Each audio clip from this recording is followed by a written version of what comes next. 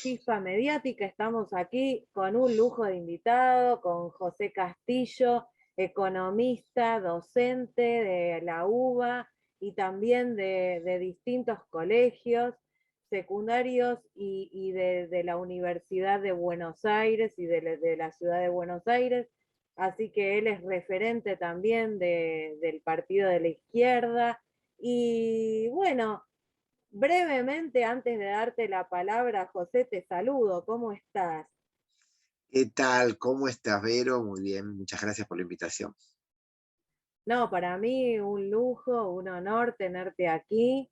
Y quiero, ante todo, antes de meternos en la entrevista, si te parece bien, evocar las efemérides de esta semana, particularmente del día de hoy, ya que es el Día Internacional por todo el tema de frenar, de ponerle un freno a la violencia contra las mujeres y les diverses. Nosotras desde Lideresas Unidas, agrupación de mujeres, arte y culturas, también nos pronunciamos en contra de todo tipo de violencias, destratos, maltratos, faltas de respeto, de los feminicidios que lamentablemente crecen cada día más, y hay que concientizar muchísimo desde la educación, desde los programas, desde las redes sociales, desde todas las instituciones, desde todas las redes que haya, tanto virtuales como institucionales, como desde el sentido común, y frenar esto porque es un agravio que no podemos seguir permitiendo. Lamentablemente estamos en un sistema, como dijo una profesora ayer en una capacitación en la que estuve, que nuestro sistema es heteronormativo, porque lamentablemente todo está todavía atravesado por lo binario. Así que bueno, esta es una gran efeméride. No sé si querés decir algo vos también, José, al respecto, que sé que sos un referente que lucha también en pie de igualdad. No, 100% de acuerdo con vos, y sí, y un poquito hasta casi introduciendo cosas que vamos a charlar ahora. Cuando hablemos de economía, vamos a hablar de nuestro objeto de estudio crítico y de búsqueda de transformación, que es la sociedad capitalista, pero la sociedad capitalista está basada en la sociedad patriarcal con este mandato heteronormativo. Esto es así y esto es muy importante. Incluso es bueno decir esto porque en la Argentina se ha dado un fenómeno nuevo en estos últimos días, estas últimas semanas, que no es nuevo en el mundo, que es en cierta forma algo que está sucediendo en otros países del mundo, que es la aparición, en este caso fue una aparición electoral, de expresiones de la ultraderecha con una raigambre ultraliberal en lo económico. Se expresó a partir de un candidato que, bueno, salió diputado nacional, Javier Milei, que uno de los elementos, vamos a hablar de lo económico, vamos a ver que no está separado, no es simplemente un debate de ultraliberalismo económico, sino que está articulado con todo un planteo de tipo machista, homofóbico, que es muy parecido, ya que estamos en un programa que lo mira mucha gente en Latinoamérica, de lo que fue el proceso de Bolsonaro en Brasil, que también tuvo y tiene a cargo el Ministerio de Economía un economista ultraliberal, Paul Guedes, que es una línea muy parecida a la de Milei, o lo que preocupantemente hemos visto en la primera vuelta de las elecciones chilenas del domingo pasado, con Kast, ¿no? Que también tiene un planteo, digamos, muy fuertemente contra los derechos de los derechos de las mujeres, de las diversidades, de los pueblos originarios, ¿no? Es todo un combo, y casualmente, quizás a diferencia de la ultraderecha, no sé, nazi-fascista del siglo pasado, en economía expresan esta línea ultraliberal, ¿no? Y vamos a charlar un poquito de esto y qué es lo que significa y cuál es la relación entre las dos cosas. Hola Pedro, ¿me escuchás ahí? Pedro, ¿me escuchás ahí? ¿Me escuchás ahí, Pedro? Hola, Pedro, ¿me escuchás ahí? Pedro, ¿me escuchás? Parece que no. Hola, hola, ¿me escuchás, Pedro?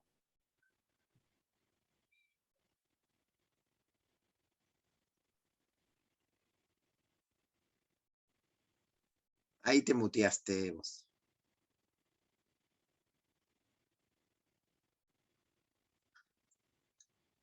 Ahí, ahí no te escucho yo.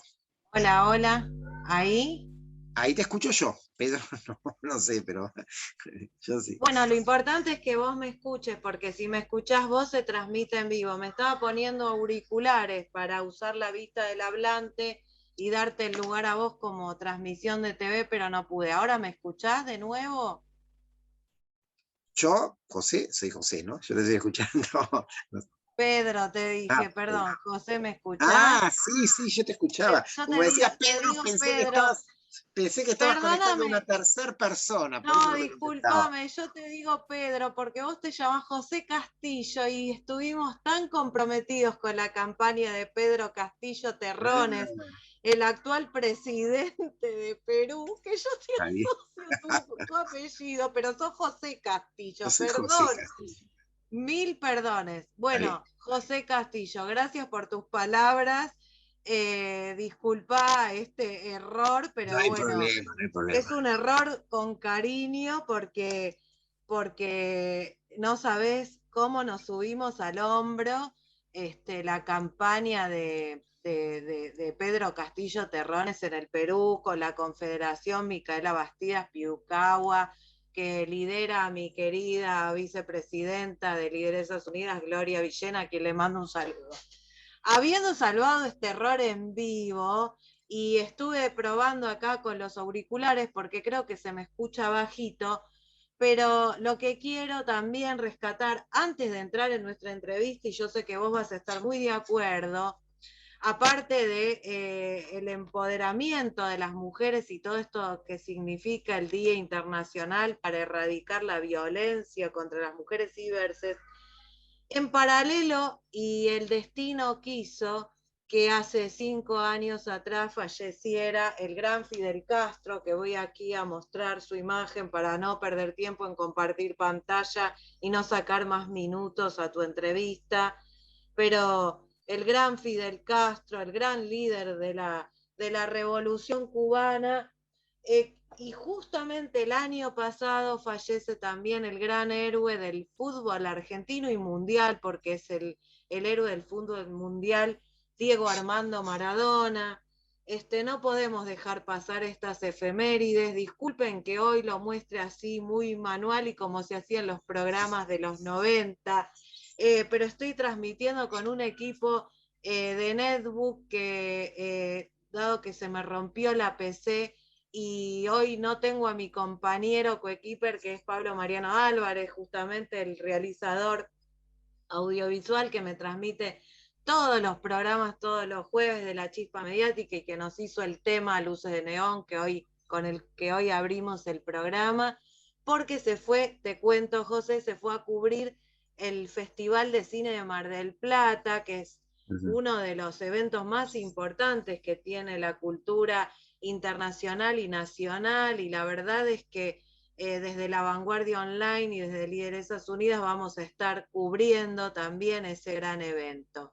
Ahora sí, habiendo repasado estas efemérides tan sentidas con el líder de la Revolución Cubana y el gran héroe del fútbol internacional, Diego Armando Maradona, que inspiró y sigue inspirando a todas las generaciones del deporte, voy a dejarte la vista del hablante con una gran pregunta, o con una gran inquietud, dado que tu abordaje es heterodoxo, es de izquierda, es desde una perspectiva que Lideresas Unidas y las agrupaciones de nuestra patria grande rescatan, que es la visión marxista de la economía, y vos ya nos explicarás realmente cuáles son las profundidades de tu enfoque y después seguiremos con otras preguntas. Bueno, gracias, Vero. A ver, vamos a dividir esto como en tres partes, ¿no? La primera es, sí, efectivamente, la economía, no sé si la economía como disciplina o los economistas, ¿no? Aparecen los economistas en la televisión, los economistas, ¿quiénes son los economistas? ¿No? Los economistas se nos aparecen como gurúes que le dicen a la gente en los medios de comunicación que todo lo que aparecería como derechos populares, como derechos conquistados, que tenga que ver con lo material, no se pueden llevar a cabo. No se pueden llevar a cabo, ¿no? Y que en realidad hay que dejar guiar todo por una lógica que sería la lógica del mercado, es una lógica competitiva, donde el que pierde, bueno, el que pierde, que se la aguante. Sería ese el esquema. Con la trampa, además, de que se supone que en ese mercado son todos competidores iguales, todos tienen el mismo punto de partida, cosa que también sabemos que no es así. O sea que el lugar al que se accede para esa competencia no arranca del mismo punto, no es lo mismo, obviamente, un niño que tuvo posibilidades de tener una educación, una cierta alimentación y que entonces arriba a un lugar que una persona que viene de un estrato social muy superior y que por lo tanto, obviamente, arranca con otro background, inclusive con otro capital. Entonces, los economistas críticos, yo voy a usar tres palabras, voy a diferenciar tres palabras, economía marxista, economía crítica y economía heterodoxa. Primero voy a arrancar por la cuestión crítica. Marx lo que hace es criticar el capitalismo y criticar a la economía que es la ideología que sustenta el capitalismo. O sea, ¿criticar qué? Criticar a autores anteriores que él, vamos a nombrar a dos fáciles, Adam Smith y David Ricardo, que básicamente señalan, lo vamos a decir en una sola palabra, y es muy interesante para poder pensarlo incluso en la perspectiva latinoamericana y en la perspectiva de los pueblos originarios, una sola palabra que es: la sociedad es el mercado.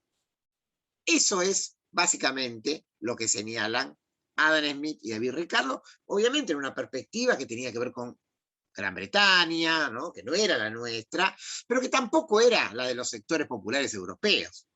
Era esa burguesía, en aquel momento una burguesía en ascenso en Europa, que entonces planteaba que la sociedad se organiza a partir de la lógica de mercado.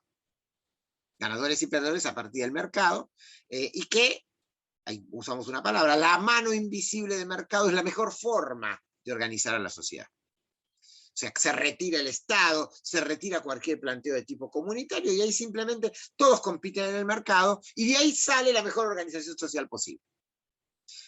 Exactamente eso es lo que critica Marx. En el siglo XIX, ¿no? En el siglo XIX es su libro, El Capital, es la crítica de la economía política. Y Marx dice, uno podría decir, Marx dijo muchas cosas, por supuesto, como todo autor que dice muchas cosas, a mí, digamos, la palabra marxismo me gusta, pero hasta ahí, porque yo creo que hay que estar crítico de todo, de absolutamente todo. Y Marx, por supuesto, dijo millones de cosas y algunas cosas están bien, otras no están más o menos, otras se equivocó, otras son de su época y por lo tanto, después. Ahora, hay algo central en Marx, que es lo que está bien. Esa idea que había en el siglo XIX de que la sociedad capitalista y el mercado iba con el correr de las décadas a resolver la pobreza del mundo. Esto es lo que no sucedió. O sea, ¿qué hizo el capitalismo? El capitalismo generó una inmensa acumulación de riqueza, como nunca en la historia de la humanidad, eso es cierto. E inmensos inventos que aparecen desde aquel momento hasta acá. De hecho, estamos frente a uno de ellos. Estamos hablando por un aparato que hace 30 años nos hubiera parecido ciencia ficción. Ahora, el hecho de que existan todos estos inventos, todas estas este enorme desarrollo de las fuerzas productivas, que hace que hoy, efectivamente hoy en la humanidad, por ejemplo, se produzca la suficiente cantidad de alimentos como para que toda la humanidad coma, que se haya avanzado en el descubrimiento y producción de una cantidad de medicamentos que han resuelto enfermedades que en otra época generaban mortandades terribles. Sin embargo, como todo eso después, en la lógica de cómo está organizada la sociedad, terminan siendo mercancías, no han resuelto los problemas de pobreza, marginación, explotación. Ahí está el nudo. O sea, lo hemos visto, por poner un único ejemplo, muy sencillo, en los últimos meses, alrededor de la pandemia mundial del COVID, donde la sociedad del siglo XXI, la ciencia en este nivel, fue capaz en un año, en una velocidad, diríamos, récord, de crear las vacunas para poder resolver la pandemia. Y sin embargo, el problema no fue científico, sino que fue de organización social, porque esas vacunas creadas, vía los laboratorios, terminaron siendo mercancías, que se repartían según el poder político y económico, obviamente. Entonces, la crítica central de Marx es la crítica a la sociedad capitalista, una sociedad organizada en base al mercado, en base a la propiedad privada. Entonces, esto es lo primero que tenemos que decir, economía crítica, o crítica de la economía política. Te decía que iba a decir 3 cosas. Lo segundo, vivimos en la sociedad capitalista, digamos, yo siempre digo que tenemos 3 problemas. Problema número 1, vivimos en la sociedad capitalista. Y todos los que no somos capitalistas sufrimos las consecuencias de la explotación de la sociedad capitalista. Esto le pasa a todos. Ojo, también le pasa a los trabajadores de los países centrales. Abrimos el diario de hoy y vemos horrorizados los migrantes que se han muerto en la costa de Inglaterra el día de ayer, por ejemplo. Pero tenemos otro problema. Nosotros vivimos en una sociedad capitalista dependiente. O sea, encima no somos Suiza. Ni siquiera somos los trabajadores de Suiza. Segundo problema, ¿no? El problema de la dependencia. Y tercer problema, en una sociedad capitalista en su decadencia. O sea, no estamos en el siglo XVIII. Porque uno podría decir, bueno, esos Adam Smith, David Ricardo, que crean la ideología del capitalismo, y bueno, a lo mejor en Inglaterra, ese capitalista comparado con el poder feudal anterior, y bueno, era más progresivo. Y sí, es la Revolución Francesa, si queremos, ¿no? Decirlo. Es la materialidad de la Revolución Francesa. Está bien. El capitalismo es más progresivo que el feudalismo, si lo queremos pensar en esos términos. Pero ¿qué pasa? Ya no estamos en esa discusión. Entonces, el liberalismo económico, la idea del mercado rigiendo todo, ya no es el mercado que se enfrenta a los poderes y privilegios feudales del antiguo régimen. Es un liberalismo económico que aparece a fin del siglo XIX y en el siglo XX, que cada vez que dice mercado, o que dice no intervención del Estado, ese Estado que no debe intervenir, detrás de ese Estado que no debe intervenir, está siempre los derechos sociales conquistados, las leyes laborales, ¿no? Entonces, este es el nuevo problema que hay. El enfrentamiento hoy no es a un Adam Smith o un David Ricardo, sino son a estos economistas ultraliberales cuyo enemigo es la clase trabajadora, no es el antiguo régimen feudal. Y tercero, es cierto que en el siglo XX se produjeron el capitalismo produjo muchas crisis, y eso hizo que aparecieran algunos economistas defensores del capitalismo que, sin embargo, dijeron, bueno, hasta para defender al capitalismo aceptaron algunos tipos de intervención del Estado para defender el capitalismo. Pienso, por ejemplo, en un Keynes, por poner un ejemplo. Entonces, cuando se dice economía heterodoxa, muchas veces se dice es la suma de todo lo que no sea la ortodoxia liberal. Por eso a mí la palabra economía heterodoxa me gusta hasta ahí, porque yo digo, bueno, sí, está bien. yo me ubico en el paquete de la economía heterodoxa, pero la verdad con el conjunto de los economistas heterodoxos procapitalistas, los keynesianos, tengo poco que ver. Perdóname que haga una nota al pie, porque yo soy politólogo y tengo un enfoque de análisis heterodoxo politológico, porque siempre, para mi criterio, la más abarcativa de las teorías políticas es la marxista, pero también estoy en contra de ese concepto de heterodoxa. Lo que pasa que en el título lo he elegido personalmente yo a propósito para desmistificarlo acá en vivo, porque siempre se está hablando desde un parámetro de la economía como algo ya instituido, institucionalizado, y es lo mismo que pasa con el tema de lo binario, ¿no? En lo genérico, o sea, es o la economía liberal o existe hombre y mujer, no otra cosa. Entonces, ese paralelo de conceptos que hay que empezar a discutir, a saltear, a reinvestigar y readaptar a los tiempos, me parece genial tu aclaración, José. Sí, sí, yo creo que es muy importante porque lo que para mí define realmente el pensamiento crítico, y me diste el pie cuando dijiste lo politológico, porque ¿qué es la crítica de la economía política en el fondo? Sí, está bien, ideológicamente es la crítica a la sociedad capitalista, pero hay algo más, que es la idea de que la economía sola no alcanza ni para comprender ni para transformar la realidad. Una de las cosas que hace Marx es romper los límites que estaban apareciendo en aquel momento y que después se siguieron profundizando mucho más entre por los politólogos por un lado, los sociólogos por el otro, los economistas por el otro, los historiadores por el otro, los antropólogos por el otro. Entonces me parece que ahí hay un punto en el cual hay que detenerse a trabajar. Me parece que ahí está el punto. O sea, yo lo voy a decir brutamente, la economía aislada y autónoma no existe. También digo, la ciencia política aislada tampoco existe. Y la Es que sociología aislada tampoco.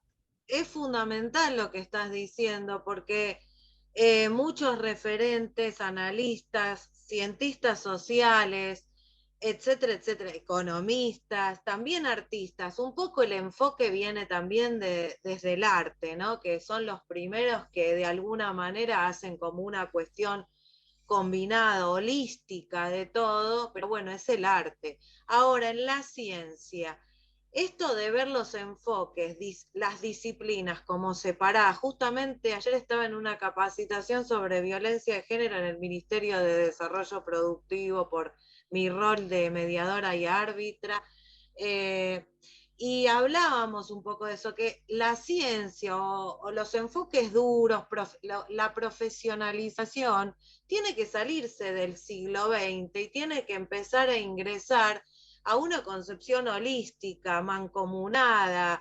que todas las disciplinas de alguna manera trabajen en equipo y que haya un enfoque que supere todo, como bien estás diciendo, José. Bueno, es que ahí está el punto, digamos, para mí la riqueza de eso que se suele a veces denominar el marxismo como conjunto, está en esto, ¿no? O sea, está en la discusión de que no va más, no va más, saco el no va más, no fue nunca, vamos a empezar por ahí. El conocimiento original de las sociedades modernas venían de algo que podemos llamarlo la filosofía política, la teoría social. De ahí se fueron desprendiendo después disciplinas. La ciencia política o la teoría política clásica fue la primera. La economía fue la segunda. Con Adam Smith y David Ricardo, siglo XVIII. Y después desprendió la sociología en el siglo XIX y después y podemos seguir pensando, bueno, cómo se desprendieron otras. Ahora, Marx critica justamente eso y nos propone, cuando decimos, a ver, ¿qué es la concepción de la lucha de clases, sino justamente el planteo de que no existen los modelos económicos que cierran a partir de la lógica del mercado y que se definen matemáticamente, sino que lo que existe es la articulación, al final, del conflicto social. Un plan de ajuste, ¿no? Están de moda los planes de ajuste del Fondo Monetario Internacional. ¿Cierra o no cierra? ¿Se puede hacer o no se puede hacer? Y mi respuesta es no sé. Porque si el plan de ajuste dice que la gente tiene que caer toda bajo la línea de pobreza, no tiene que tener ningún derecho, y no hay resistencia popular, y eso pasa, el programa cierra. Cierra dejando un montón de gente afuera, pero cierra. Ahora, si hay resistencia popular, los economistas dirían no cerró. Bueno, no cerró justamente porque la gente se opuso. Y muchos de nosotros diríamos, y menos mal que no cerró. Y menos mal que no cerró, ¿no? Entonces, ahí es donde me parece que tenemos que empezar a ver. Los economistas lamentablemente están formados en separar, como la ciencia es separar la economía del resto de la teoría social y de la lucha política y del conflicto social. Entonces, esta es la discusión. Ahí hay una discusión y para mi gusto hay una falencia en esa separación. Por eso, porque no se puede separar, porque todo es relativo a la humanidad y al mundo de lo social.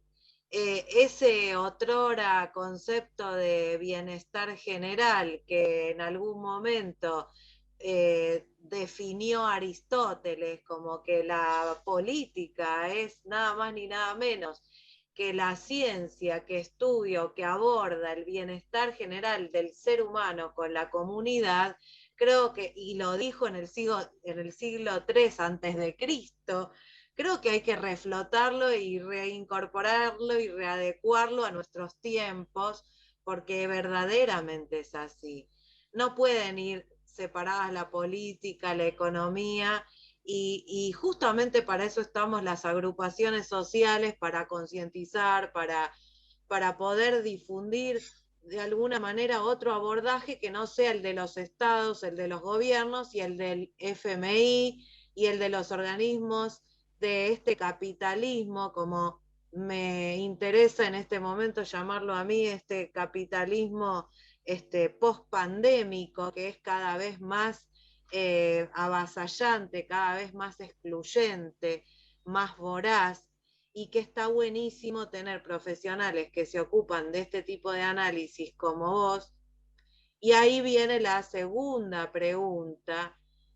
La iba a poner en tercer lugar, pero la paso en segundo lugar y la tercera voy a las mujeres. La segunda pregunta es, el FMI después, visto y considerando que tenemos en algunos países vuelven a reconquistar los gobiernos por las elecciones, como en nuestro caso en Argentina, gobiernos más de centro izquierda, con un mensaje de economía y de política inclusiva ampliada, pero sin embargo no pueden salirse de los acuerdos terribles a 100 años, como el que nos dejó Macri, y que Alberto no puede salirse del FMI. ¿Qué visión acerca de ese hecho puntual, de los azotes del Banco Mundial, del FMI y de los cánones de esta economía impuesta en este sistema capitalista pandémico y pospandémico vos podés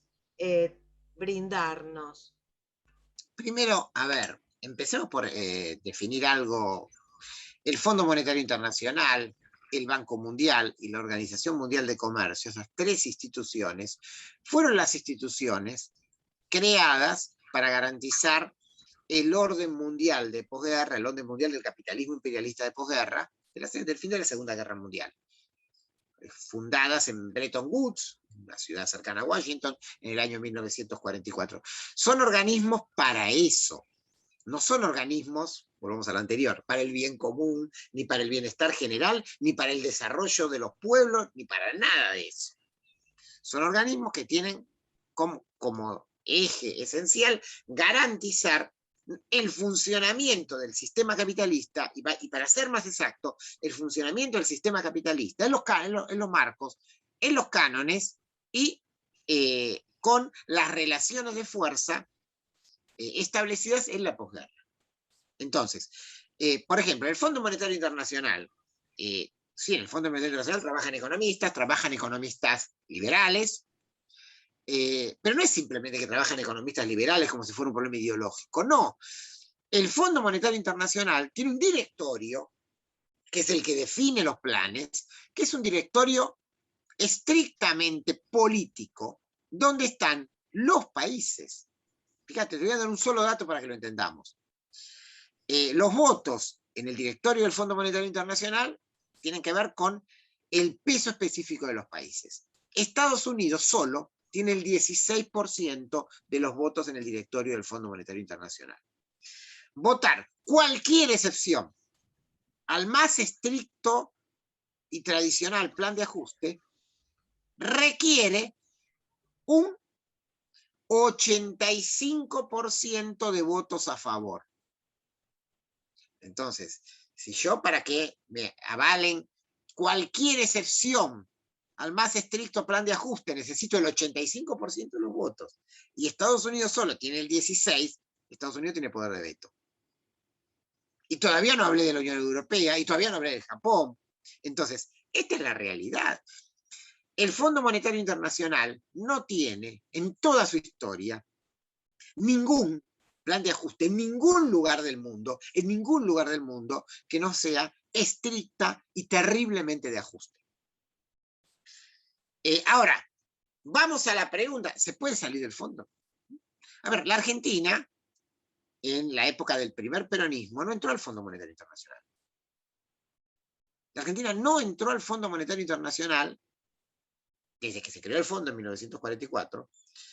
Entró al Fondo Monetario Internacional después del golpe de la Revolución Fusiladora en 1955. La Argentina entró al fondo en el 56. La Argentina estuvo 10 años, que ya existía el fondo, sin estar en el fondo. Y cuando entró al fondo, después del golpe del 56, que tiene que ver con el momento de entrada, digamos, de la semicolonización norteamericana en la Argentina, se ha dado lugar a otros debates. La Argentina venía siendo más una semicolonia británica, después viene el periodo del primer peronismo con una cierta independencia, y después del golpe del 55 entramos a una semicolonización distinta, más yanqui, no británica. En ese momento se entra al Fondo Monetario.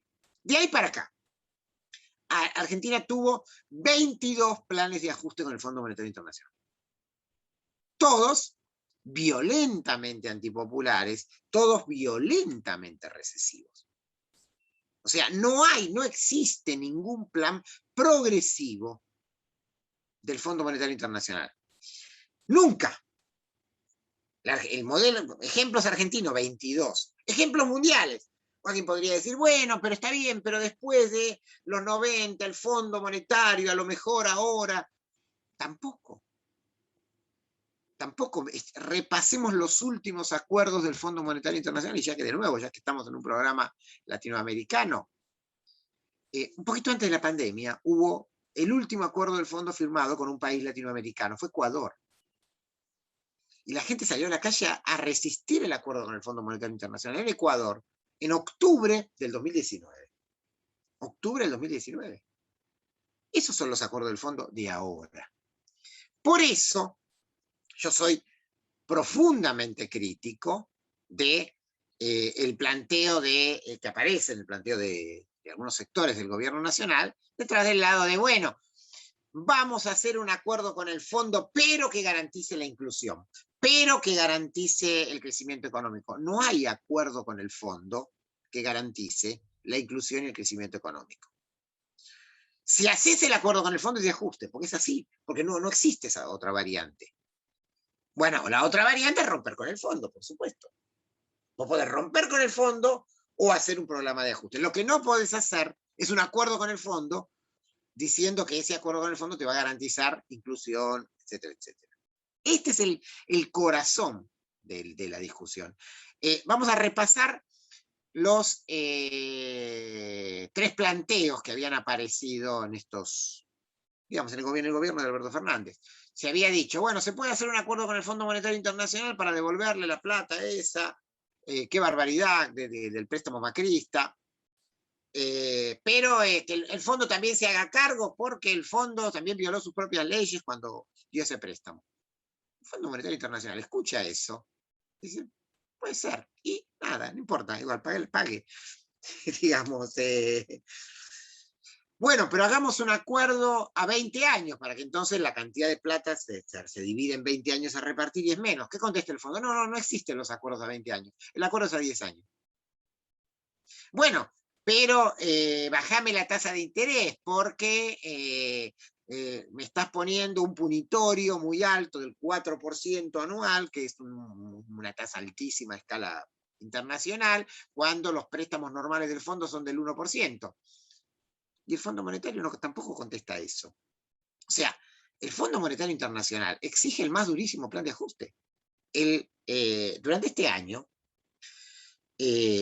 para hacer buena letra con el fondo, el ministro de Economía, Guzmán, redujo el gasto público. Inclusive después de las PASO aparecieron algunas, bueno, Fernanda Vallejo lo dijo en un WhatsApp, la propia Cristina lo dijo. Se redujo para mejorar la negociación con el fondo, que yo creo que es uno de los elementos por los cuales el gobierno cobró, digamos, lo que cobró en las elecciones, ¿no? Ahora, ¿y el fondo qué hizo con eso? ¿Qué está diciendo ahora? ¿Para qué se discute hoy? El Fondo Monetario hoy le exige al gobierno, bueno, achicaste el déficit fiscal, bueno, ya que lo achicaste, el año que viene lo puedes achicar más. Entonces exige más ajuste para el año que viene. Y le dice, está en los diarios de esos 2 últimos días, bueno, y además el crecimiento económico de la Argentina va a tener que ser menor, porque si vamos a expandir la economía, no estás guardando plata para pagarle el fondo. O sea, entonces, ¿a dónde vamos? O vamos a un acuerdo con el Fondo Monetario Internacional, como todos los que ya conocemos en la historia, que termina en un violento plan de ajuste, eso en una economía, como vos decís, recordemos esto, la economía argentina viene de los 4 años de ajuste de Macri, de el ajuste de la pandemia, que después podemos discutir si el ajuste de la pandemia es objetivo o subjetivo, pero bueno, es un hecho de la realidad, la pandemia, este año que podía haber levantado, que de hecho, obviamente, la propia apertura genera una cierta, nosotros decimos, vamos a decir, a ver, la economía está levantando, y sí, la economía está levantando ahora, no está levantando para los sectores populares. Y uno diría, bueno, pero entonces la gran oportunidad sería el año que viene, si ya no hay más pandemia, para levantar un poquito más. Y sí, pero si el año que viene, que tenés esa gran oportunidad, encima lo que pones es el ajuste con el fondo, el ajuste del fondo, lo que va a terminar pasando es que ese ajuste del Fondo Monetario Internacional se va a terminar comiendo y liquidando cualquier posibilidad de reactivación económica. Cuando haces la cuenta final, vas a tener un país que va a volver a tener una década perdida. Y ese es el balance final de entonces por qué en la Argentina existe la cantidad de pobreza que existe, el desempleo que existe, la marginación social. Me parece que sobre ese punto hay que reflexionar muy fuertemente. ¿Se puede salir por fuera de estos acuerdos? Y yo creo que sí que se puede salir por fuera de estos acuerdos. Digamos, pues para no entrar en historias muy antiguas, la Argentina, producto de esa enorme rebelión popular que fue el argentinazo de diciembre del 2001, dejó de pagar su deuda externa y estuvo sin pagar nada 2002, 2003, 2004, 2005. Y yo estoy profundamente convencido de que una parte de la reactivación de esos años y del superávit fiscal que había esos años era porque no se estaba pagando un peso a ningún acreedor internacional. Y mi opinión es que uno de los problemas que empezó a tener aquel gobierno fue justamente cuando empezó a pagar de vuelta. Y ahí empezamos a entrar en una parte de la historia que bueno, podemos charlarla más en detalle, pero la Argentina dejó de pagar la deuda durante un periodo, no estamos hablando de historia antigua, estamos hablando de algo que pasó hace 20 años. O sea, poder se puede, pero no es una voluntad política, claramente. Estás muteada. Sí, totalmente de acuerdo, sí, porque tengo que ponerme en muteo, si no, la vista del hablante no te deja a vos, porque por acá me pasa por atrás mis niñas, que son como duendecitos, y tengo dos gatos que se pelean, así que bueno, por eso lo hacemos también estudio de arte Nazca, pero hoy no nos quedó otra que hacerlo acá. Así que muy, muy bueno tu encuadre y tu punto para discutir, que es justamente lo que nos preocupa a las agrupaciones de derechos humanos, de izquierda, que queremos realmente llevar adelante el sueño de la patria grande de José Martí y también de los grandes libertadores y las grandes heroínas que lucharon por eso, ¿no? No puede seguir subyugándonos, aunque nos cueste siglos, pero no puede seguir subyugándonos el Fondo Monetario Internacional.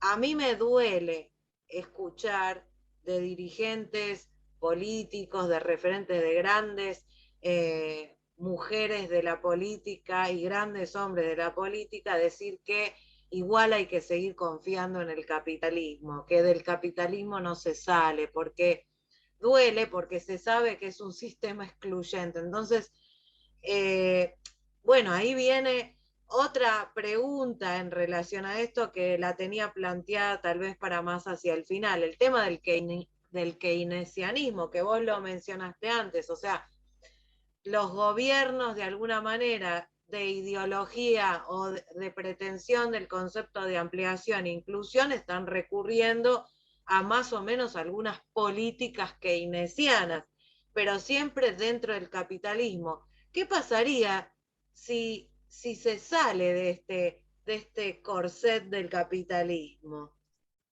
Bueno, vos mostrabas hace un rato la imagen de Fidel Castro, ¿no? Porque la gran pregunta del si se puede o no se puede. Te lo contesto en dos partes. Primero, las políticas keynesianas. Obviamente, todos sabemos que política y también política económica tiene que ver con el día a día. Tiene que ver con el día a día. O sea, cualquiera de las políticas de intervención del Estado, de incremento del gasto social, está bien si se hacen en la proporción suficientemente amplia, ¿no? O sea, si vos me decís a mí, a ver, se fija un sistema de control de precios, ¿está bien o está mal? Para de la canasta básica. Yo digo, sí, está bien. Ahora, tenés que hacerlo con la suficiente profundidad y capacidad de control para que funcione, porque si no, no funciona. Después aparecen los liberales diciendo, ¿te vieron? Nunca funcionaron los controles de precio. Y entonces vamos a la libertad de mercado. Ahora, ¿y qué es que funcione? Que funcione es que sí, un gran monopolio viola el control, un gran supermercado acapara o hace desaparecer productos, caigas con todo el peso de la ley. Y todo el peso de la ley en economía, ¿qué es? En economía es que vos a una empresa la multás, de verdad, que eso afecte sus ganancias, y si la escalada sigue, tenés que tener la herramienta de la expropiación. Digo, vuelvo porque se puede, no se puede. A ver, si había alguien que no, si había algún lugar donde claramente la relación de fuerzas no daba, era Cuba en 1959-60, una islita a 100 kilómetros de los Estados Unidos. Ahora, cada presión del imperialismo norteamericano, ese gobierno cubano le respondía doblándole la apuesta. Entonces no te refino el petróleo, bueno, entonces yo te expropio la refinadora, entonces no tal cosa, yo tal otra. Así fue la Revolución Cubana. Recordemos que en la Revolución Cubana el programa original del movimiento 26 de julio no era un programa socialista, era un programa antidictatorial amplio. Ahora, cuando quisieron empezar a funcionar y se encontraron con toda la presión, con absolutamente toda la presión norteamericana, la respuesta fue exactamente la opuesta a la que hicieron montones de gobiernos autodenominados populares que te dicen, y bueno, pero no me da la relación de fuerza, y bueno, porque me presiona, y bueno, yo tengo que acordar. Y tengo que... frente a presiones mucho más fuertes, la Revolución Cubana terminó doblándole la apuesta y finalmente saliendo el capitalismo. Ese fue el esquema. Después podemos discutir cómo siguió, hay debates posteriores, e incluso podemos debatir qué pasa ahora en Cuba. Es otro debate. Pero en ese momento, como ejemplo de ese momento, está muy claro. O sea, ahí está el gran punto. El se puede o no se puede, primero, tiene que ver con la voluntad política. Vos no quiero dejar pasar, porque es un debate interesante. Primero, lo de Perú, ¿no? Que seguramente vos lo comentabas antes. Bueno, en Perú la gente votó una opción radicalizada. Primer paso. No se puede porque es piantavotos. Miren, los ejemplos latinoamericanos de los últimos 20 años es que no es piantavotos decir de hablar de anticapitalismo. Otra cosa es que no se lo quiere hacer, pero no es así. Es más, lo que está pasando en la sociedad latinoamericana es que está habiendo una polarización social. Y todos los que se quedan en el medio, lo que terminan haciendo es después generando caldo de crecimiento opciones de ultraderecha. O sea, sí, la sociedad latinoamericana en términos políticos se está polarizando en una opción más radicalizada de izquierda y una opción más radicalizada de derecha. Esto lo estamos viendo en muchos países. Lo vimos en Perú, lo vemos en Chile, lo vemos en Brasil, lo vimos en Bolivia, ojo, ¿no? Digamos, con otros, los actores son distintos en cada lugar, por supuesto, pero... Entonces, yendo a ese marco, bueno, ahora después llega el momento en que tenés que ir a las políticas en concreto. Y ahí sí tenemos un problema, ¿eh? Yo creo que ahí tenemos un problema. Por ejemplo, digamos, yo no me quiero meter ahora en el debate, porque sería irrespetuoso meterse a fondo, pero todos sabemos que en el Perú hay una discusión interna al gobierno peruano, al nuevo gobierno peruano, y hay una presión muy fuerte para que ese gobierno, que se asumió como gobierno radicalizado, digamos así, ¿qué hace el capital? Ahora lo quiere domesticar. Por supuesto, primero quería que no ganara. Ahora, una vez que ganó, y ahora lo domesticamos. Y entonces, claro, sacame a este que es muy radicalizado y sacame a este otro. Veremos cómo termina. La ¿no? famosa, quiero meter en el debate, pero sí, eso es lo que está discutiendo. La famosa máscara de la cintura política, ¿no? Acomodalo para que quede para nuestro favor, ¿no? Para el favor del establishment. Y eso le está costando muchos consensos, muchos apoyos y una gran decepción en el pueblo peruano. Es tremendo y muchas personas que apoyaron dicen, pero ¿me arriesgué para qué? Es que es así. Esto de la voluntad política o la gobernabilidad o lo que es establecer de alguna manera un esquema de políticas públicas en favor de la economía para beneficiar a la mayoría de los sectores en detrimento de la concentración de unos pocos, es evidente que se está tornando muy difícil en esta actualidad de esta América polarizada, ¿no?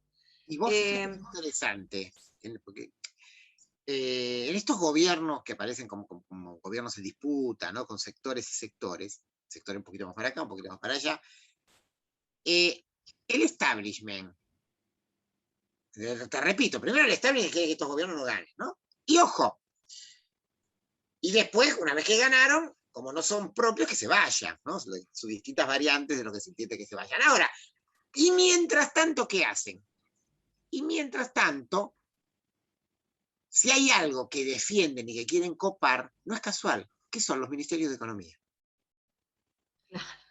Poneme un economista arriba. Después, si querés jugar, hacer un ministerio de tierra, sí, ponele. Pero total, como el Ministerio de Economía no va a poner un peso para eso, ¿no? Y ahí es donde entonces muchos de los planteos, bueno, obviamente lo vemos en los planteos comunitarios, grandes ideas, grandes proyectos, y dicen, bueno, sí, pero claro, pero después para este proyecto tengo un presupuesto así chiquitito, y mientras tanto la economía de verdad circula por otro lado, ¿no? O sea, ahí hay un punto muy, muy importante. Muy importante Mira, para nosotros. Pedro, perdón, Pedro, sigo con Pedro, te bauticé Pedro. Mira, José, José Castillo. Eh, una cosa, quería saludar porque en nuestra audiencia, quienes esta noche nos están escuchando, son muchas compañeras y compañeros de la Fundación Igualdad y Libertad, del IANCA, de las Lideresas Unidas. Voy a mencionar a Gea Melody, a Soledad Fernández, que Soledad Fernández nos dice que el plan de precios cuidados está funcionando y que está bueno porque se puede cuidar y denunciar al mismo tiempo. También María de Los Ángeles Becchiarelli, que es socióloga, es mi madre, y ella es presidenta de una asociación de consumidores que se llama Consumidores Alerta, CONSAL, y está colaborando con el IANCA y otras agrupaciones en esto de las políticas de los precios cuidados. También Laura Basto, mi hermana, Sergio Pablo Romero nos está escuchando, Pablo Gustavo, un amigo personal que aparte es reikista. O sea, tenemos del amplio espectro, tanto del ala política, sociológica y militante, como del esoterismo hoy esta noche escuchándonos. Nelly Méndez, que le encantó la asociación que vos hiciste de economía y política, política y economía, las dos juntas, y esto que decíamos de que las disciplinas funcionen en conjunto y holísticamente. También Lidia Barriga, que dice excelente entrevista. Alejandra Sayida Irala, que me está ayudando, aparte de ser una gran lideresa, bailarina y toda la parte corporal. Está trabajando conmigo en la parte de community manager del Instagram y de Facebook y está sacando las fotos y dice excelente entrevista, se los ve bárbaro y se los escucha muy bien y muy interesante la temática. Así que bueno, a todas, todos y todos ellos les mandamos un saludo y te dejo paso a lo que estabas diciendo para ya entrar en la pregunta nodal por la cual hoy quise entrevistarte. ¿Y cuál sería esa pregunta? Bueno, si no, si te parece decir algo al respecto de esto de precios cuidados, de lo que mencionamos antes, Bien, si no bien, vamos bien. a esa pregunta nodal. No, está bien. A ver, volvemos sobre lo anterior, ¿no? Sí. Cuando una política pública es correcta, primera definición, por la política es correcta o es incorrecta. O sea, controlar precios está bien o está mal. Los liberales dicen están mal. Nosotros decimos está bien. Empecemos por ahí. Es correcta. Bien. Lo que sigue es ponerle los recursos y el poder del Estado. Ahí está el punto. Entonces, si vos tenés un conjunto de productos, digo, yo a ver, hoy existen precios máximos y precios cuidados, ¿no? Son dos programas distintos, pero el problema es que hay una cantidad importante de productos que no están en precios cuidados. Y existe una cantidad de lugares del país donde eso no se controla. Digo, para que nos demos una idea muy clara.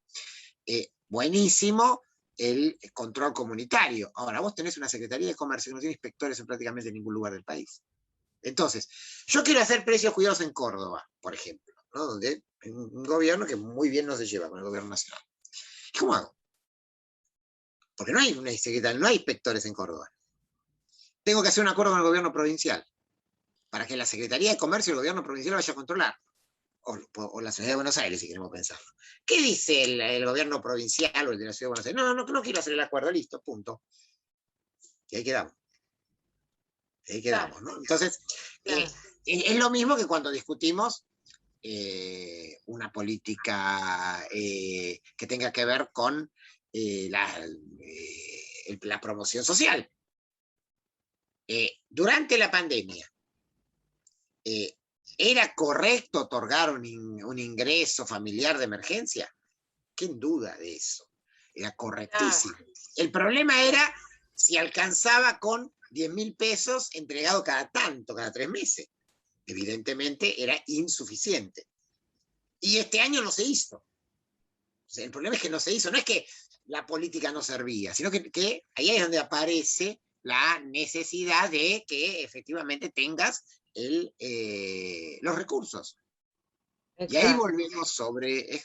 Ojo, es lo mismo cuando discutimos el de financiamiento de la educación, el de financiamiento de la salud. Nosotros defendemos la educación pública, aunque no negamos que las escuelas se nos caen a pedazos y las seguimos defendiendo. ¿Qué decimos? Le damos, y al mismo tiempo decimos, por favor, que venga un peso acá para arreglar esto. En ese punto, y ahí es donde entra la economía propiamente dicha. Porque vos, con todo el esfuerzo comunitario, haces un montón de cosas, y ahí vale hasta, digamos, la militancia del cuerpo individual, pero después llega un momento que decís, bueno, está bien, pero necesito que llegue el presupuesto. Y si el presupuesto no llega, todo lo que haces tiene un límite. Absolutamente todo tiene un límite. Y ahí me parece que está el punto, ¿no? Y justamente los programas del Fondo Monetario Internacional son eso. Son ajustar ahí. E impedir que estos programas después se sigan desarrollando. Y después, cuando no se terminan desarrollando, ya vieron que salía mal, no servía, no había que hacerlo. Y no era que no había que hacerlo con la plata correspondiente. Me parece que ahí muchas veces nos encontramos con estas realidades. Muy bueno tu enfoque porque nos reencausa y vas directo al punto. Y respondes lo que a veces políticamente, porque sos un economista bien comprometido con la sociedad, te salís del tema puramente partidario y estás respondiendo en cuanto al bienestar general, y me encanta eso, es destacable de tu parte. Y quiero ir a la pregunta nodal por la cual también te invité, porque en una charla de café que hemos tenido hace unos meses atrás, un par de meses atrás, que estaba también nuestro querido compañero Ricardo Romero, estaban ustedes dos intercambiando sobre las visiones, introducían ahí la charla sobre los aportes a través de la historia de las mujeres en la economía y cómo esos aportes fueron ocultados o de alguna manera ninguneados o silenciados, y brindaron mucho. Hoy por hoy está en boga este concepto de la economía feminista y hay grandes baluartes, analistas, mujeres del concepto.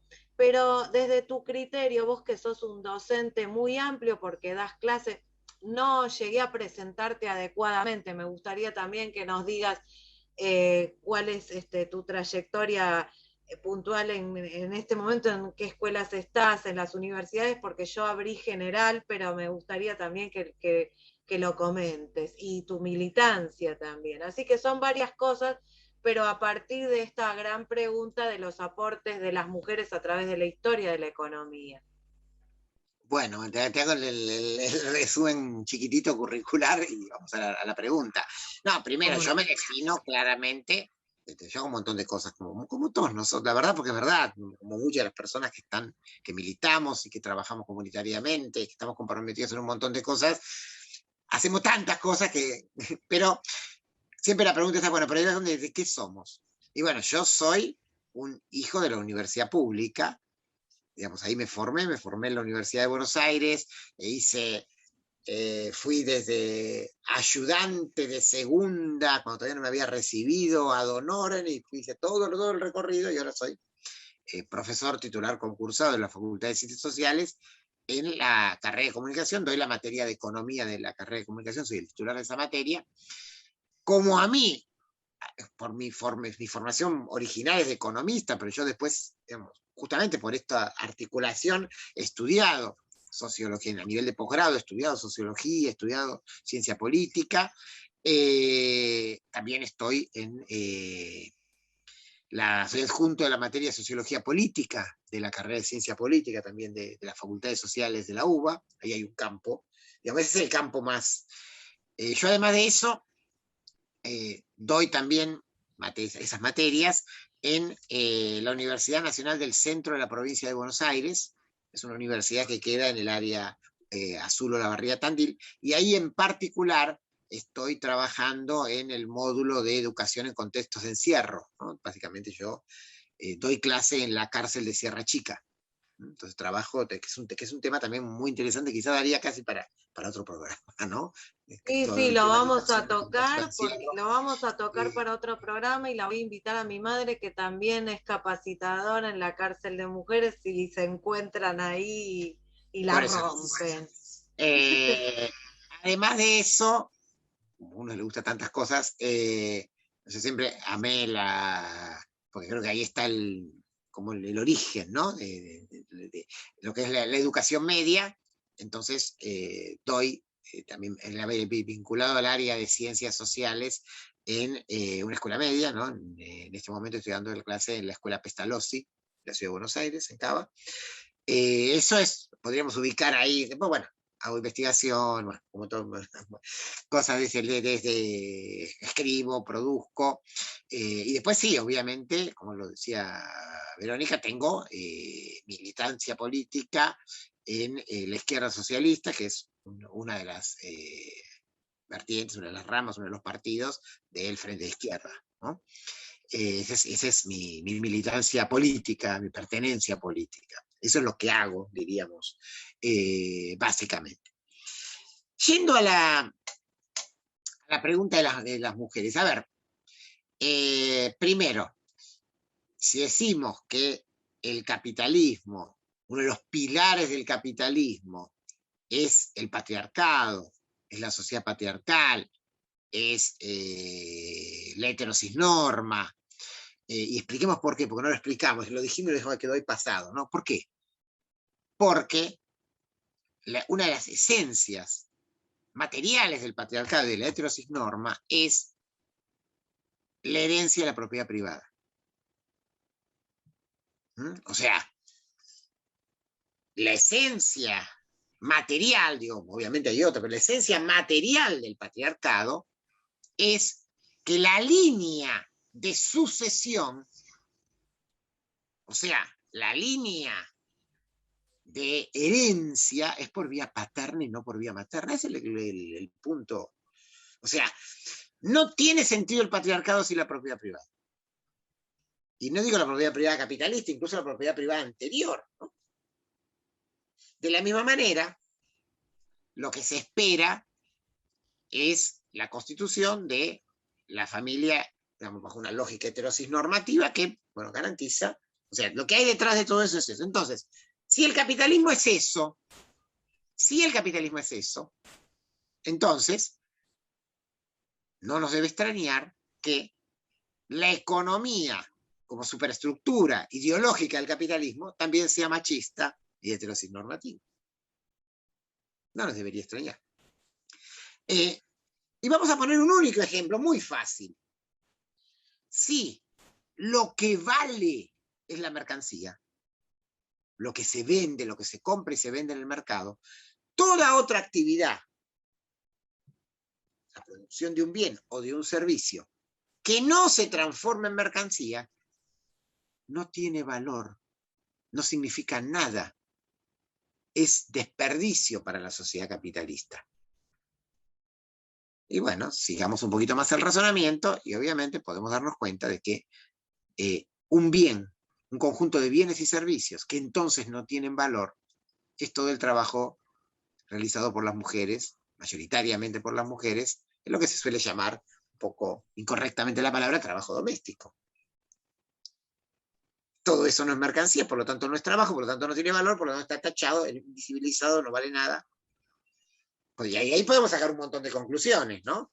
O sea, la mujer no trabaja, por lo tanto no se jubila, ¿no? Bueno, toda una serie de cuestiones que vienen de esa raigambre. Porque si la sociedad es solo la sociedad de mercado, todo lo que está afuera, todo lo que no pasa por el mercado, no sirve. Entonces, con este esquema no es casual que los economistas sean varones. Obviamente, no es casual, primero digamos lo más general, no es casual porque vinimos de una sociedad patriarcal y sobre todo anterior al siglo XIX, donde todos los filósofos eran varones, los cientistas sociales eran varones, los politólogos, los sociólogos. Sigue la lista. Entonces, esto es un hecho. Ahora, en ese marco, decir, bueno, pero hay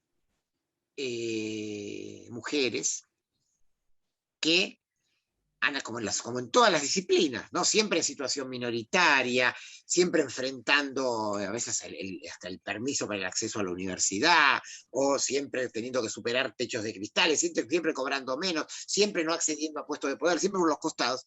A ver, ¿qué pasa con la economía y las mujeres? Las mujeres economistas, digo ahora. Y mira, yo como sabía que venía esta pregunta, preparé una listita. Donde voy a poner dos, digamos así, avatares mayores, ¿no? Y arriba y después algunos más para hay dos grandes economistas mujeres, no casualmente, ambas de lo que llamaríamos la heterodoxia. En el campo de la economía crítica, de la crítica de la economía política, del marxismo, en el mar, ¿no?, de los hombres que siguen después de Marx, Engels, si podemos hacer la lista, Kautsky, Lenin, Trotsky, ¿no? En marco de toda esa lista hay una mujer que estudia economía, que es una dirigente política, que fue Rosa Luxemburgo. Ahí tenemos un punto muy fuerte. Que si usted se le anima a decir a la madre, che, mira, Marx, esto, una de las cosas que vos dijiste está mal. O sea, en ese nivel. O sea, ahora, Rosa Luxemburgo era, y es interesante, ¿no?, analizarlo. Rosa Luxemburgo era judía en el marco del profundo antisemitismo que existía en la Europa oriental de la época. Polaca, de una Polonia que era parte de la cárcel de pueblos del imperio zarista. Mujer, y encima tenía una discapacidad física. Todo eso era Rosa Luxemburgo. Es casi, digamos, un combo. Rosa Luxemburgo inmensa, inmensa Claro, Rosa Luxemburgo. pero hagamos toda esta lista, ¿no? O sea, mujer con una discapacidad física visible, judía, polaca, bueno, y ella va a estudiar, o sea, justamente, el tema es interesante, ella empieza a militar en el socialismo polaco que se enfrentaba al imperio zarista, y tiene que irse de Polonia y ahí termina en Suiza, donde ahí estudia su doctorado en economía. Y después milita en la socialdemocracia alemana, en la Segunda Internacional, y siendo ella, era prácticamente ella y Clara Zetkin solas contra todos los capitostes machistas que dirigían el partido, por una parte muy importante, nosotros decimos de, bueno, la propia reunión internacional de mujeres que da lugar al 8 de marzo, participa Rosa Luxemburgo junto con Clara Zetkin, que eran las dos que llevaban adelante ese proceso, y Rosa Luxemburgo después es una de las pocas personas que se plantan ante la tradición de la socialdemocracia en la Primera Guerra Mundial. Y es miembro de esa izquierda socialista que después es fundadora del Partido Comunista Alemán en 1918 y es asesinada en esos procesos de la inmediata primera posguerra. Entonces ahí tenemos un tema muy fuerte, que es Rosa Luxemburgo. Vamos al campo de la heterodoxia keynesiana.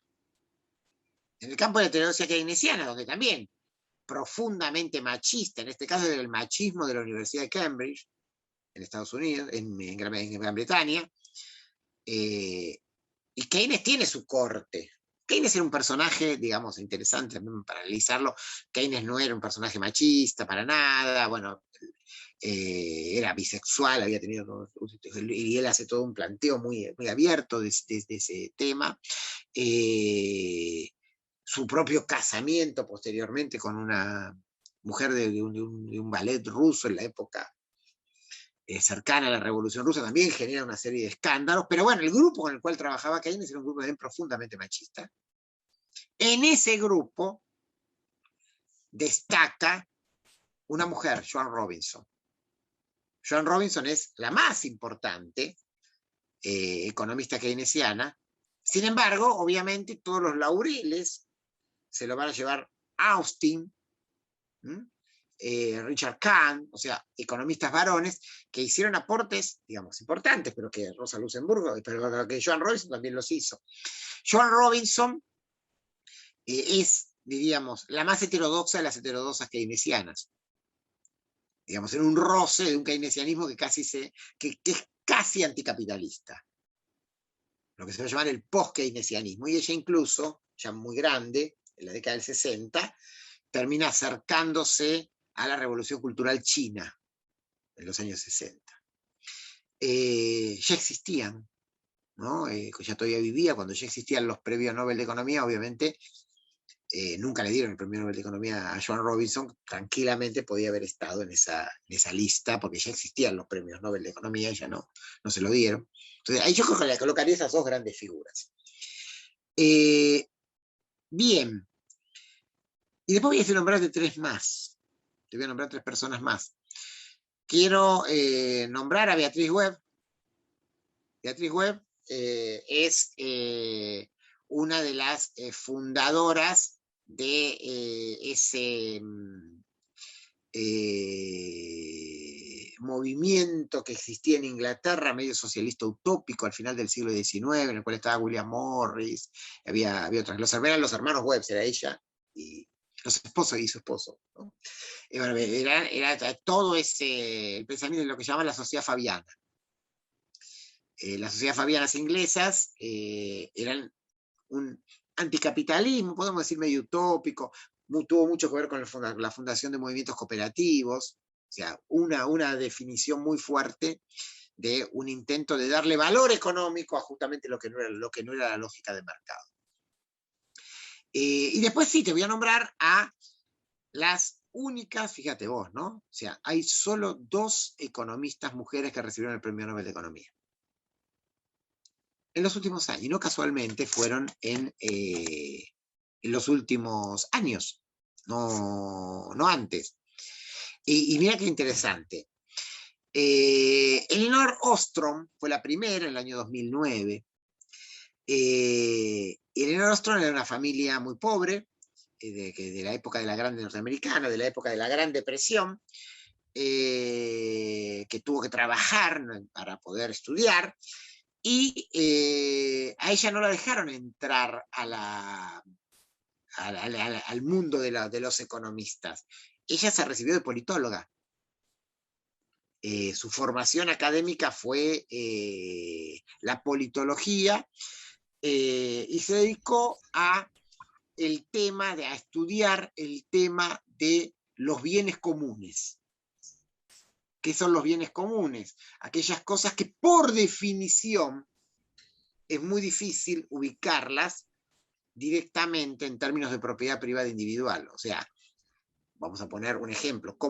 Hoy lo podríamos poner en el ejemplo de cómo se gestiona el medio ambiente, ¿no? O sea, ¿de quién es un bosque? ¿Cómo se gestiona un bosque? ¿Cómo se gestionan justamente esos bienes que requieren necesariamente la administración común, incluso en la sociedad capitalista? Esa es la especialidad de Olson, con la cual ella va a recibir el Premio Nobel de Economía en el año 2009. Y después está Esther Duflo. Esther Duflo recibe el Premio Nobel un poquito después, una francesa, también heterodoxa. Esther Duflo es trabajadora social, de nuevo, ¿no? Es trabajadora social que se pone a estudiar cómo se pueden analizar eficientemente, de la manera más eficiente posible, los recursos colocados para el desarrollo social. En distinto, ella casada con un indio, entonces estudia mucho temas del desarrollo. Ahora, vos fíjate que yo te estoy nombrando estas personas y no hay economistas mujeres importantes en el mundo de la ortodoxia. No, para nada. El mundo de la ortodoxia, muy bueno todo lo que los mercados, las bolsas, las finanzas. Sí hay mujeres que han sido colocadas al frente de organismos internacionales, esto hay que decirlo, para lavarle la cara a los organismos internacionales. Y nombramos al Fondo Monetario Internacional. Con Las Christine dos, Lagarde. Christine Lagarde primero y Kristalina Georgieva después, las dos últimas personas a cargo del Fondo Monetario Internacional, ¿por qué son colocadas ahí? Christine Lagarde sucede en el Fondo Monetario Internacional a Dominique Strauss-Kahn, que a Dominique Strauss-Kahn lo tienen que echar, lo tienen que sacar del Fondo Monetario Internacional por una denuncia de abuso sexual en un hotel de Nueva York contra una empleada del hotel de limpieza. Entonces se arma tal escándalo en el jefe del Fondo Monetario Internacional que lo sacan y bueno, entonces bueno, traigamos una mujer y la ponen a Cristina. Claro, la solución para lavar culpas públicas es poner una mujer y entonces la gente se olvida. Entonces, esto es la realidad, diríamos, así como podemos encontrar, digamos, en varios lugares del mundo de las finanzas, ahora la colocación de algunas mujeres para tratar de lavar lo que no termina de cambiar, que es el famoso techo de cristal, de que las mujeres, aún en el campo aún las que trabajan en el campo de la economía y las finanzas, cobran salarios 30 o 40% inferiores a los varones. El puesto de las mujeres en los directorios de las empresas es bajísimo.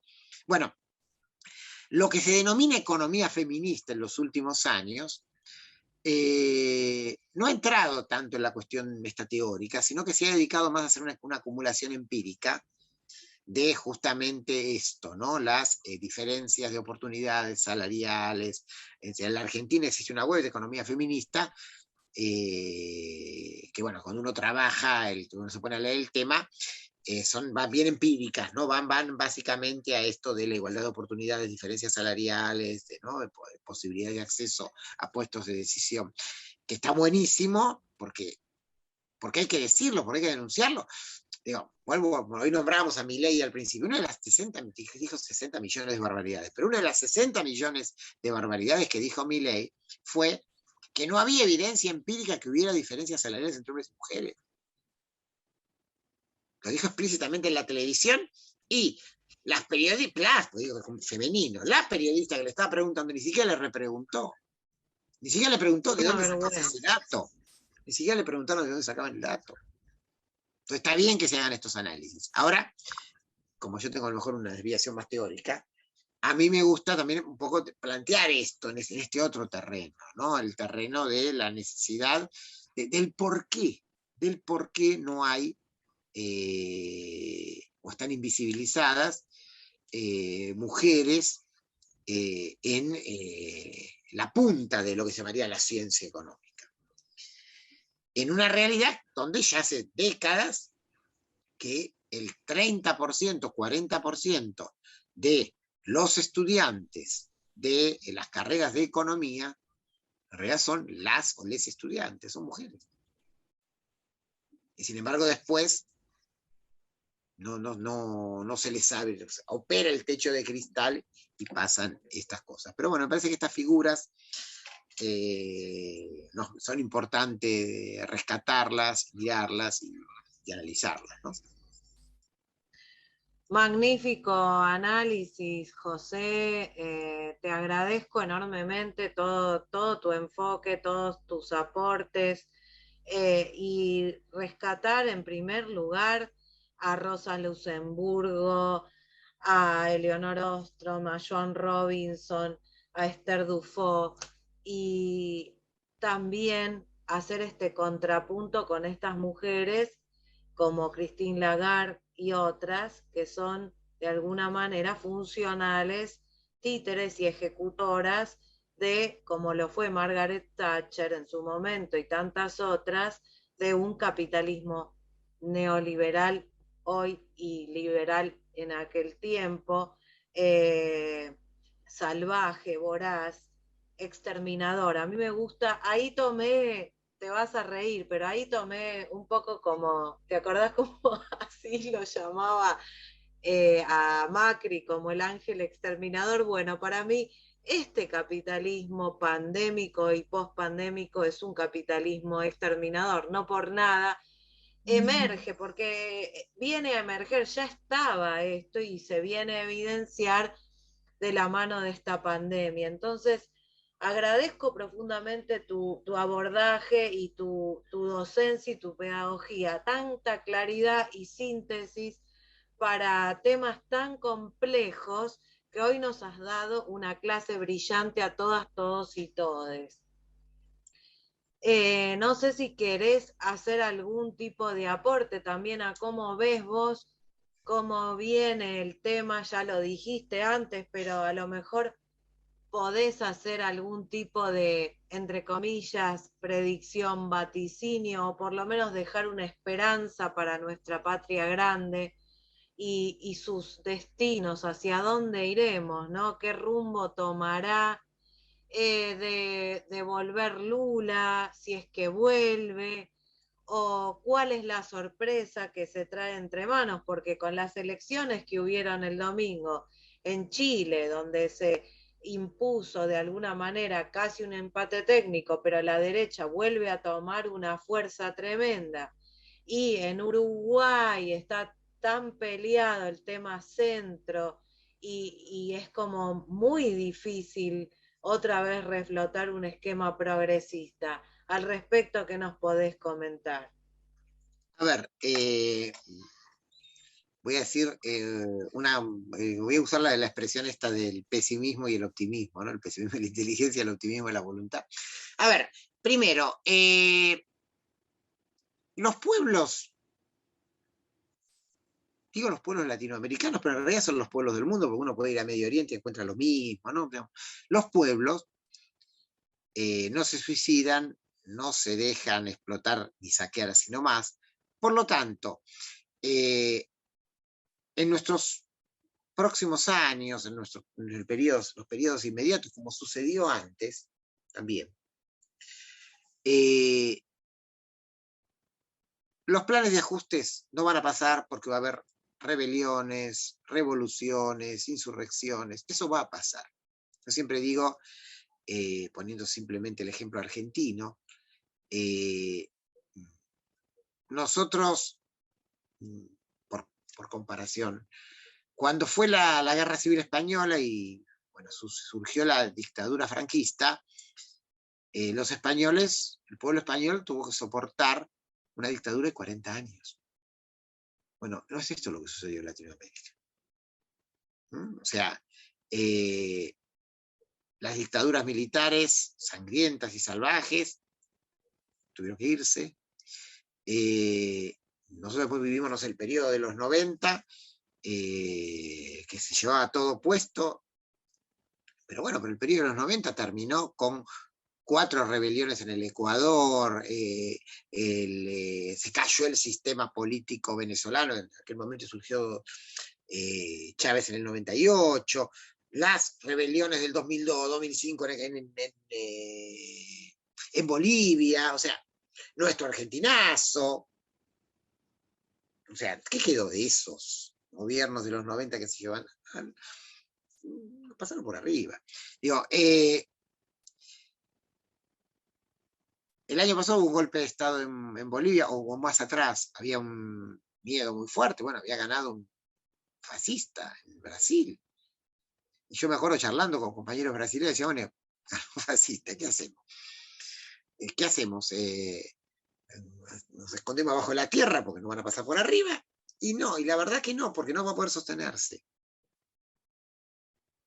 ¿No? ¿Por qué no? Porque vamos, tendríamos que ser pesimistas si avanzan estos ajustes y la gente retrocede y los deja pasar. Y la verdad no pasa. O sea, bueno, vimos el macrismo en la Argentina. ¿Listo? Por ese lado, yo estoy profundamente optimista.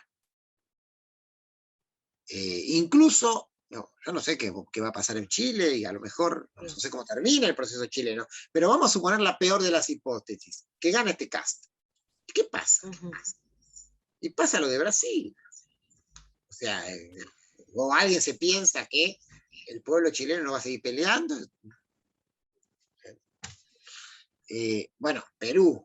¿Cuántos gobiernos de derecha hubo en Perú que trataron de implementar ajustes y se fueron cayendo uno atrás de otro? Sí, sí, sí, tal cual. ¿Cuánto duró? No estamos en los 70. No estamos en la dictadura de los 70. ¿Cuánto duró el golpe de Estado de Bolivia?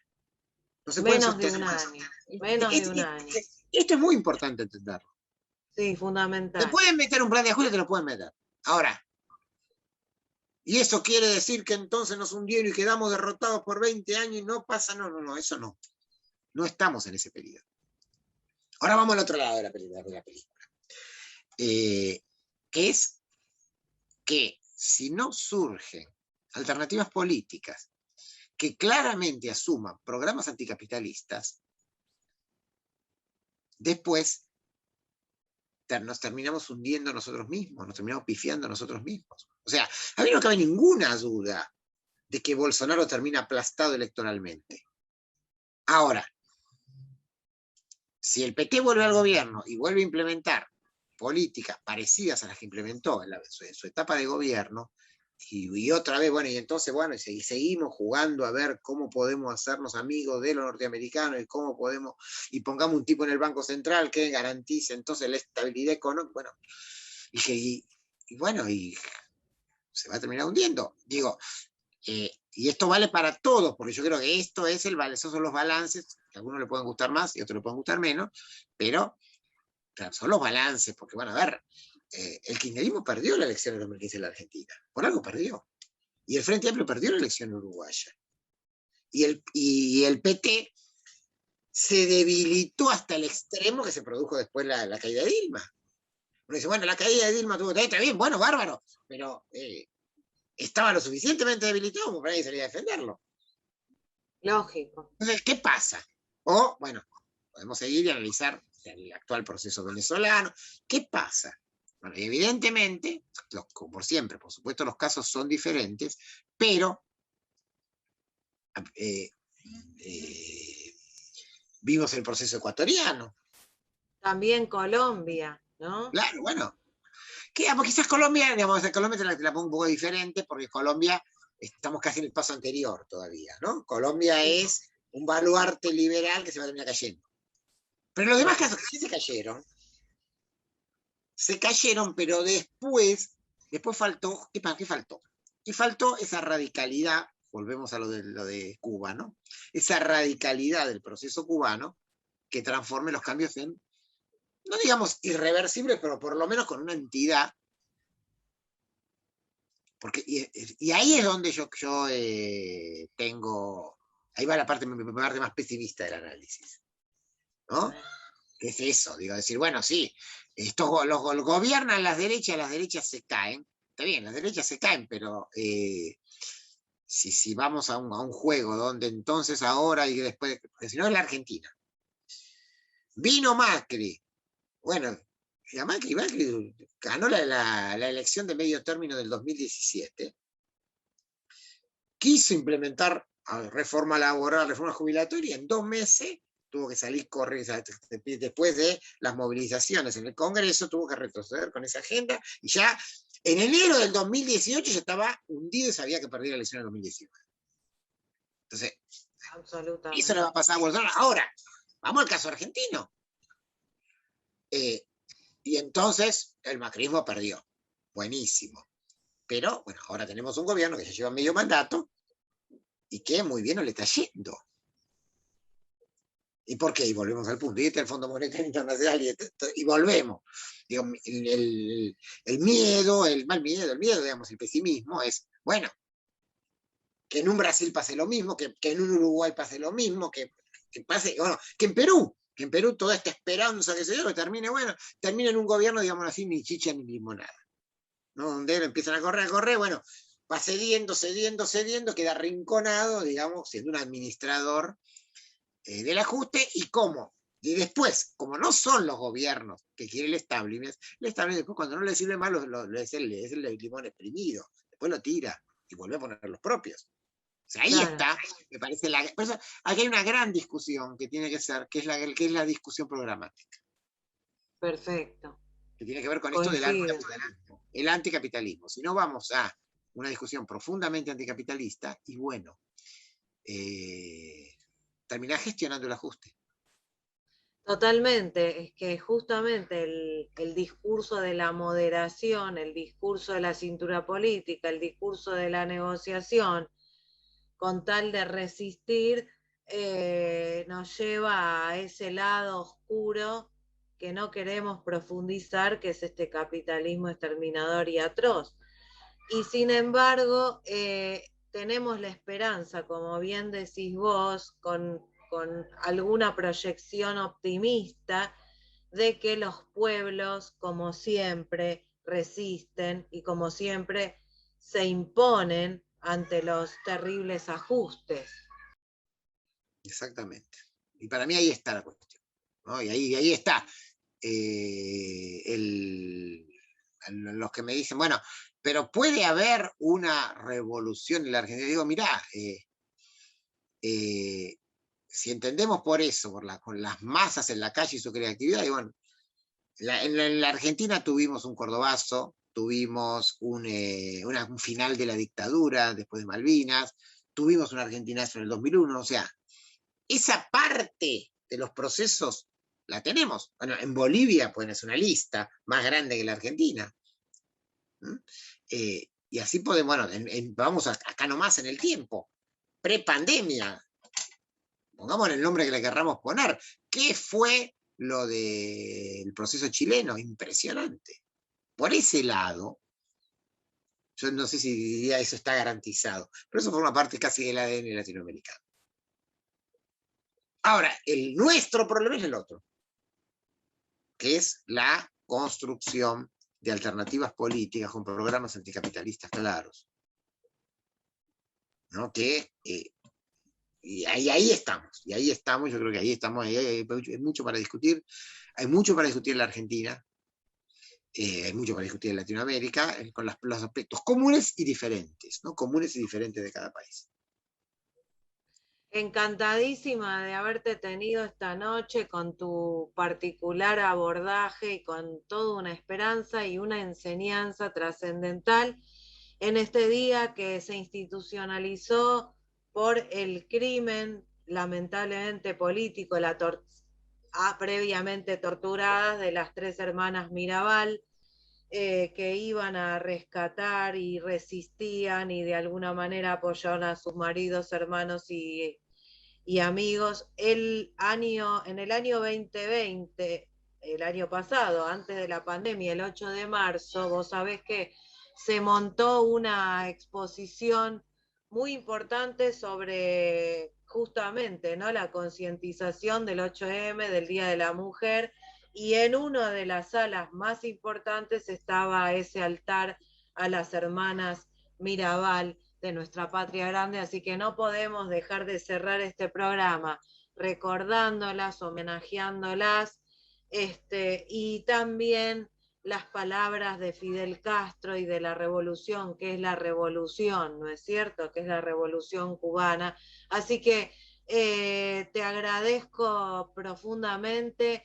Vamos a ir cerrando este programa porque sabemos que está por jugar River y de alguna manera se va a definir el campeonato y no nos va a seguir escuchando a nadie, a pesar de que mi corazón es River Platense. No es que me voy porque juego, porque hice programa donde jugaba River y definía, pero le vamos a dar un alivio al público que vaya a escuchar el partido, y te tomo la palabra para la parte 2 del programa, en donde me encantaría entrevistarte al respecto de toda la educación media y toda esta labor excelente y constructiva que estás haciendo en la cárcel, en el servicio penitenciario de la provincia de Buenos Aires. ¿De qué zona me dijiste? Volvenos a recordar. Sierra Chica, pero te hago un recorte.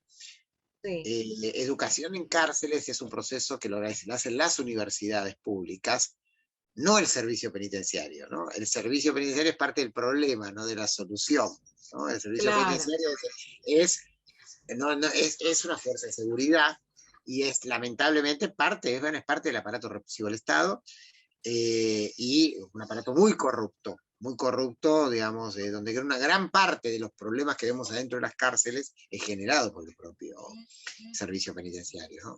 O sea, nosotros Bueno, estamos estamos viendo todo el tiempo peleándonos con ellos y exigiendo de apertura, derechos, no hay adentro. justamente diste en el clavo porque no podemos irnos sin recordar que y vamos a pedir justicia para Lucas, porque justamente está todo muy tremendamente revolucionado y en el peor sentido de los términos, porque no puede seguir habiendo gatillo fácil ante cualquier persona y que siempre está, pareciera que es el imperialismo del prejuicio el que hace accionar ese gatillo fácil, la tortura, la muerte de las personas inocentes como Lucas, que era un jugador de fútbol, un luchador que quería reivindicar a su club, a su familia, a su zona, y que murió tan injustamente porque por el prejuicio por decir, es sospechoso de cualquier cosa. Entonces, esto muy bien tu énfasis y este recorte que haces de que es la universidad, la educación, la que ingresa a las cárceles, la que ingresa y tiene que ingresar definitivamente también hacia el interior de donde se hacen las reclutas del personal de seguridad, porque no se puede seguir sosteniendo esta Argentina del gatillo fácil, la tolerancia cero y matar a mansalva a cualquiera. Esto también es parte de una pata de este capitalismo exterminador, salvaje, voraz y excluyente de esta pospandemia.